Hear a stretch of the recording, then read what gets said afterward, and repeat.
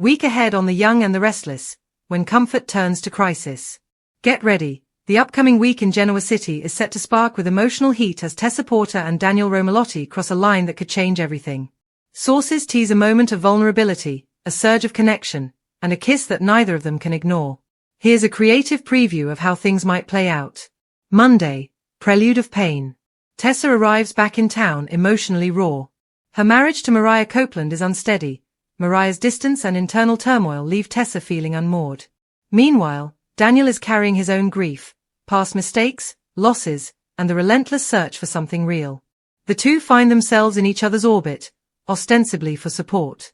At a quiet evening at the jazz lounge of the GCAC, Genoa City Athletic Club, Tessa fumbles through a drink, admits she's overwhelmed, and Daniel offers a steady presence. He suggests something simple: dinner, a breath beyond the chaos. His eyes are kind, hers are weary. It's a small moment, but one charged with more than friendship. Tuesday, the moment of surrender.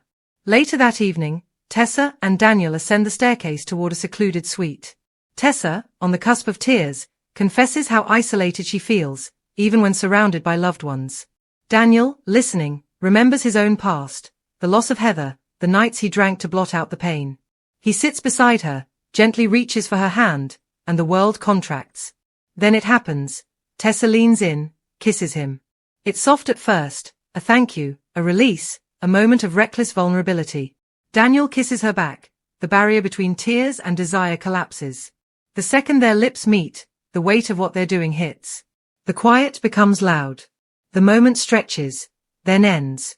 They both pull away, trembling, breathless, speechless. Wednesday, fallout begins. The morning after, awkwardness hangs in the air. Tessa tries to rationalize it. We were both hurting, she whispers. Daniel scans his memories, wrestling with guilt and longing simultaneously.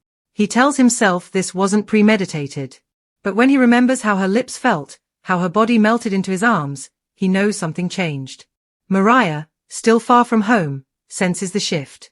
Her phone rings from Genoa City. She doesn't pick it. The other side of the country, she's diving deep into therapy, but even there she senses instability. Unbeknownst to Tessa and Daniel, the tremors of their evening will ripple outward.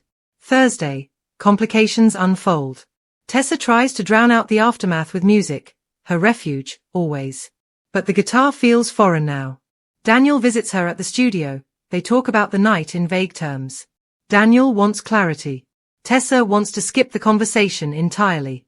They must decide, say nothing and pretend nothing happened, or confront what they did, and risk everything. Meanwhile, Mariah's turmoil escalates. In the clinic she is haunted by a memory, a face from the past. The pain she tried to bury surfaces with a vengeance. Back in GC, Tessa's guilt beats louder than the music, and Daniel's growing feelings push against every moral boundary he's tried to hold firm. Friday, the truth or the clash. By week's end, silence will no longer suffice. Tessa and Daniel meet. The couch in her loft. Music softly playing. They look at each other, the space between them saturated with what happened. Daniel says quietly, "We need to talk about it." Tessa nods, bracing. They revisit the kiss, their intentions, the fear. Daniel admits his attraction, tells Tessa he's been denying it for weeks. Tessa haltingly confesses she sought comfort and found more. They decide, should they stop now? Or explore what this connection might mean? Neither answer is easy. Most pressingly, what happens if Mariah finds out? And what will this do to their friendship? Or worse, to everything in their past? Why these scenes matter. For Tessa, she is at a crossroads between loyalty and desire, between stability and letting go. For Daniel, his rescue instinct meets his longing for something genuine, and he realizes that helping someone may cost him more than he expected. The kiss functions as an emotional trigger, a crack in the dam holding back buried feelings, shifts in allegiance, and new motives. The ripple effects through Mariah will test trust, identity, and the meaning of partnership. What to watch for? Body language. When Daniel holds Tessa at the bar, how much he mirrors her pain. The visual clues matter. Music as metaphor. Since Tessa is a musician, the guitar, the melody, or the silence between notes could foreshadow her inner state. Eyes and hesitation. The moment they kiss and the pause afterwards, the "what did we just do?" Look, that tells us more than words. Consequences beyond the moment. Will Tessa reach out to Mariah? Will Daniel carry this secret? Will either change their course? Final thought. What began as friendship for aid evolves into something else entirely. A kiss is only a moment, but it can point to a turning point. For Tessa and Daniel, next week may flip the page on their lives in Genoa City. Nothing will be the same, yet nothing is yet decided. Stay tuned. This week's arc promises to be one of heart-racing, truth-testing, boundary-blurring drama.